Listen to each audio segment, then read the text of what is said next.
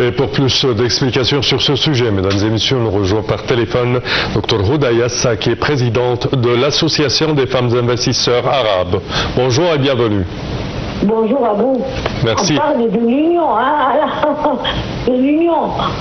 Oui, de l'union des femmes investisseurs arabes, je m'excuse. Exactement. Parfait. Alors, premièrement, quel est le rôle du Croissant Rouge égyptien dans la gestion des crises et des catastrophes aux côtés des institutions de l'État, telles que par exemple le ministère de la Santé? On veut dire que vraiment c'est une fierté pour nous comme union et comme association, parce qu'en même temps on représente aussi l'association des femmes d'affaires pour le développement ainsi que l'union. On sent vraiment beaucoup de fierté du rôle exécutif et vraiment remarquable qu'ils font. Vraiment c'est aussi toujours on reçoit le réponse ou bien l'avis des pays dans notre pays, de notre entourage, qui vraiment ils apprécient beaucoup leur rôle. Ils sont toujours là présents avec les personnes qui ont des grands problèmes, si c'est des problèmes humanitaires, de fin d'études, de tout, de santé. Et ils sont toujours là, et aussi pour les crises naturelles, là où ils passent les personnes des petits moyens. Très bien. Comment sont organisées et coordonnées les opérations d'acheminement de l'aide humanitaire vers la bande de Gaza avec les convois de Zad el-Azza? Oui, vraiment, c'est aussi, comme je vous l'ai déjà dit, le 24, étant donné que c'est le gouvernement égyptien qui met main dans la main avec eux, et en même temps, ils font des appels, ils font des appels aux associations non gouvernementales. Ils font l'appel pour eux, avec l'appel pour le gouvernement.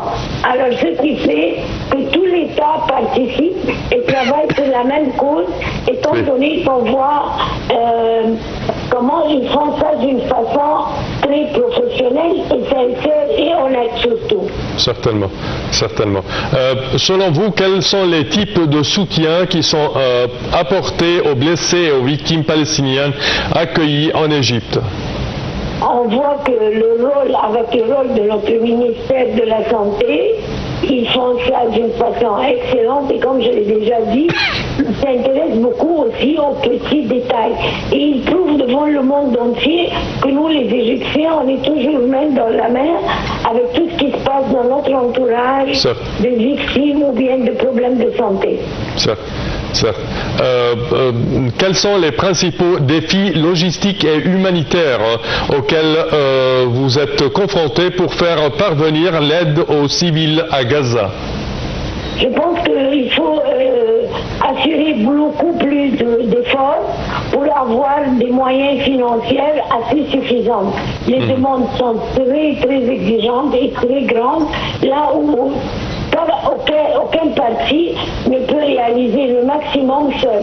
Si ce n'est pas une union entre les gouvernements, les NGO, comme on dit, les associations et le secteur privé, il faut que tous on met main dans la main pour pouvoir suffire toutes les demandes qui ont vraiment besoin de nos frères arabes. Parfait. Quel rôle jouent les volontaires dans les opérations humanitaires et les interventions d'urgence dans les crises? Tout de suite, ils sont là et présents pour donner du support financier et même de personnalité. Ils envoient des personnes assez éduquées sur le niveau médical, si c'est des infirmières, des docteurs volontaires, et des infirmières volontaires toujours, et aussi un support financier. Parfait, Dr Houda Yassa, présidente de l'Union des femmes d'affaires investisseurs arabes. Je vous remercie de vos explications. Merci à vous. Chers téléspectateurs, à présent, une petite pause.